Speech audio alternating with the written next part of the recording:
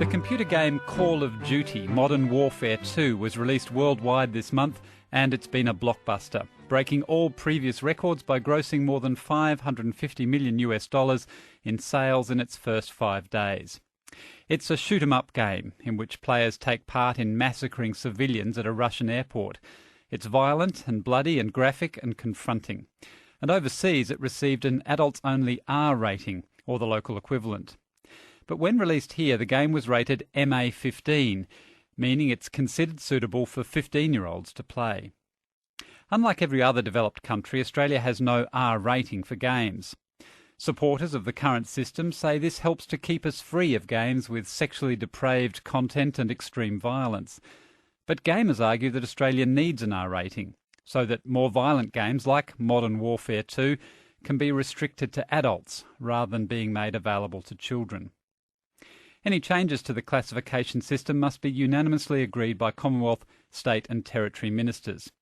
In South Australia, the minister with responsibility for censorship is Attorney-General Michael Atkinson, and he's consistently opposed the introduction of an R rating for computer games. Mr. Atkinson, welcome to the National Interest. Thank you. Why do you oppose the introduction of an R rating, an 18-plus classification for computer games? I'm opposed to extreme and cruel violence being participated in interactive games. I'm also opposed to depraved and cruel sexual games, and I'm also opposed to games that encourage, indeed award points for drug use, that is, use of illegal drugs. The decision on this game to give it an MA 15-plus classification is a matter for the Commonwealth Classification Board. I'll be appealing against that classification. I think it's wrong. Doesn't surprise me. Classification Board in Australia does everything to try to get games in under the radar, and film generally.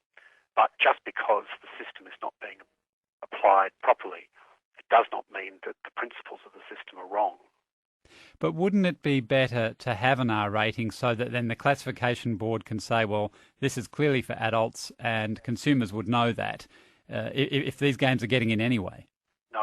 What I want the classification board to do is apply the guidelines properly. And I don't want the extremely violent, sexually depraved and drug use games in Australia at all, because at the cinema we can stop people under 18 going in to see R-rated movies.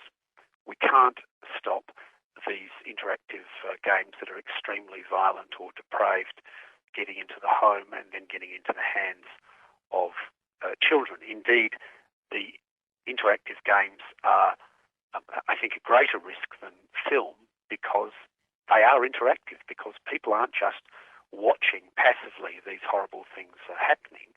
They are participating in them. They are doing them.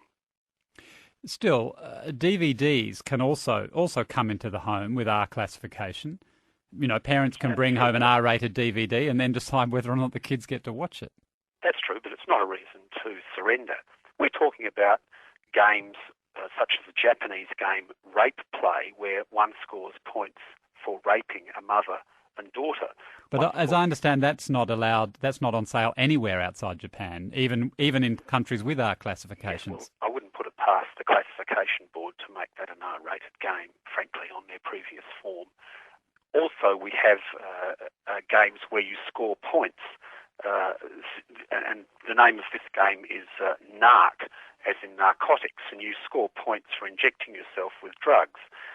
Blitz the League is another game like this, an American football game, where you take heroin, speed, LSD, marijuana and ecstasy, and that, of course, helps you be a better athlete. And then you can even take a drug in the game to mask your drug use so you pass the drug test. We have a game where the player straps explosives to himself and then blows himself up in a market and scores points for how many people he kills.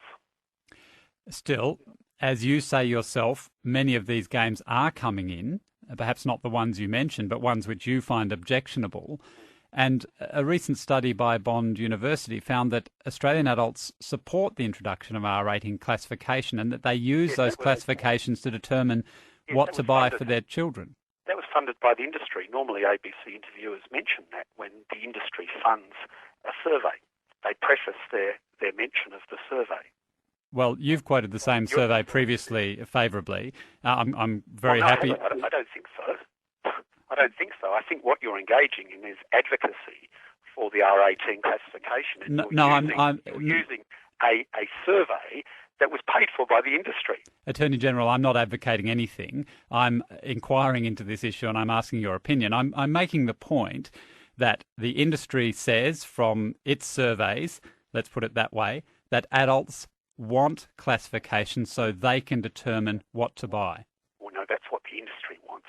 The vast majority of Australians have not turned their mind to the question of an R18 plus classification for interactive games. It's just not an issue out there in the electorate. Most Australians don't think about it. Like me, many of them enjoy playing games such as the Wii, but they are unaware of the extreme violence, the depraved sex and the drug use which is available in the interactive game industry. And of course the industry itself wants to make these games. They're running a candidate against me in my seat of Croydon in the coming state election in South Australia, and I look forward to the contest because I rather doubt that they'll get even 1% of the vote. So much for the claim of 90% of Australians favouring what the games industry wants. Well, we're going to hear from someone from the games industry who I think is organising to have someone stand against you later in the program. But we haven't managed to find anyone eligible to stand yet. That's how popular the proposition is.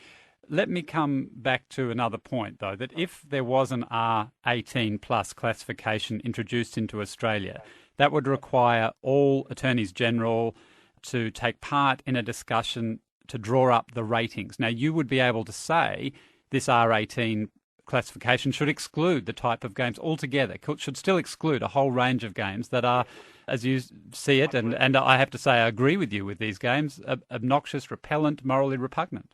I have no trust in the classification board to apply the guidelines sincerely or correctly, and therefore to draw up such guidelines would be to draw them up in the sure and certain knowledge that they would be stretched and then broken.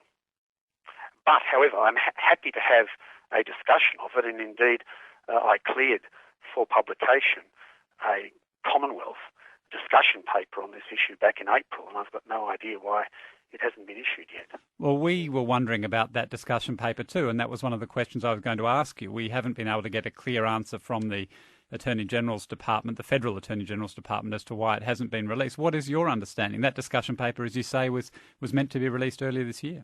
The Standing Committee of Attorneys General was going to issue a discussion paper a couple of years ago, and I objected to it because it struck me as plain advocacy for the R18 classification, R18 plus, and it didn't contain any examples of these extremely violent and depraved games.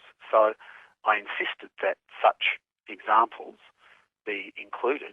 They are included in the Commonwealth discussion paper, and I cleared it for publication in April, so I'm getting weary of the games industry claiming that I'm suppressing discussion. I'm doing no such thing. Well, you'd like to see that discussion paper come out.